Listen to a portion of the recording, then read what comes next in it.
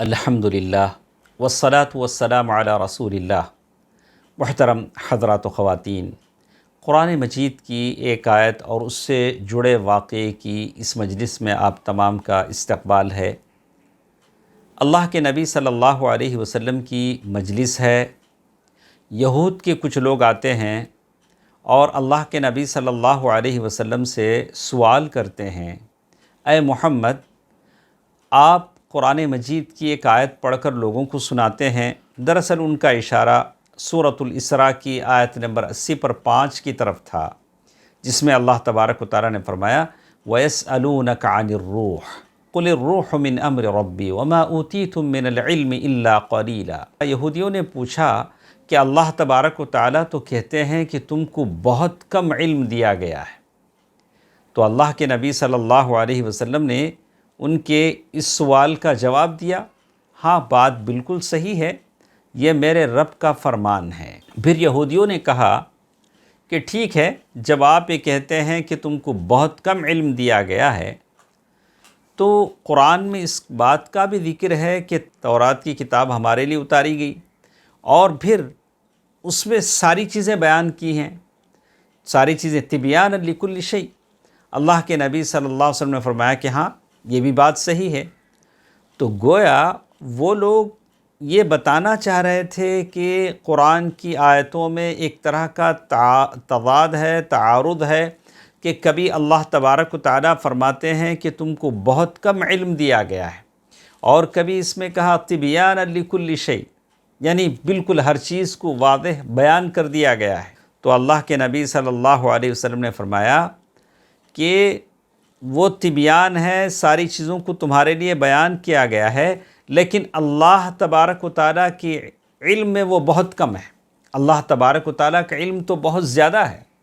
اللہ تبارک و تعالیٰ کی علم کے مقابلے میں جو باتیں تم کو بتائی گئیں وہ بہت کم ہیں۔ تم کو جتنا کافی ہے اتنا علم اللہ تعالیٰ نے تورات میں دیا، اور مسلمانوں کے لیے جتنا کافی ہے اللہ تبارک و تعالیٰ نے اس کا علم ان کو قرآن میں دیا۔ جب یہودیوں نے کہا کہ جیسے بہت ساری چیزیں دنیا سے ختم ہو جاتی ہیں، اسی طرح آپ کا یہ قرآن بھی دنیا سے ختم ہو جائے گا۔ اللہ تبارک و تعالیٰ نے قرآن مجید کی آیت اللہ تبارک و تعالیٰ نے سورۃ لقمان آیت نمبر 20 پر 7 نازل کی۔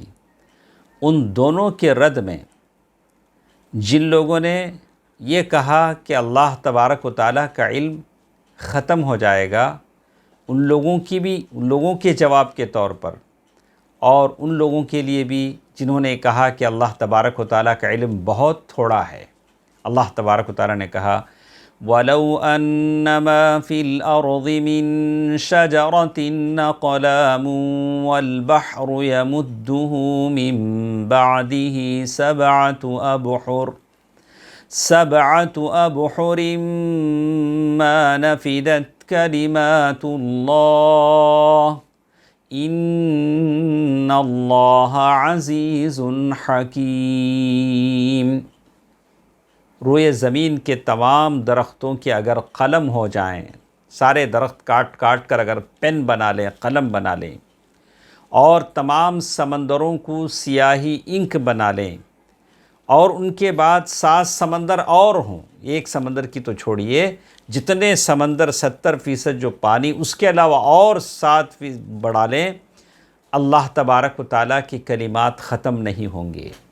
درخت ٹوٹ پھوٹ جائیں گے، اور قلم ٹوٹ پھوٹ جائیں گے، اور سیاہی ختم ہو جائے گی، لیکن اللہ تبارک و تعالیٰ کی کلمات ختم نہیں ہوں گے، نہیں ہو سکتے۔ بے شک اللہ تبارک و تعالیٰ غالب اور باحکمت ہے۔ تو اس طرح اللہ تعالیٰ نے دونوں کا جواب دے دیا، ان لوگوں کا بھی جنہوں نے کہا کہ اللہ تعالیٰ کا علم بہت تھوڑا ہے، ان لوگوں کا بھی جنہوں نے کہا کہ اللہ تعالیٰ کا علم ختم ہو جائے گا۔ تو یہ اللہ تعالیٰ کا جواب تھا ان دونوں کے لیے۔ اللہ تبارک و تعالیٰ ہم سب کو دین کا صحیح علم عطا فرمائے، آمین۔ والسلام علیکم ورحمۃ اللہ وبرکاتہ۔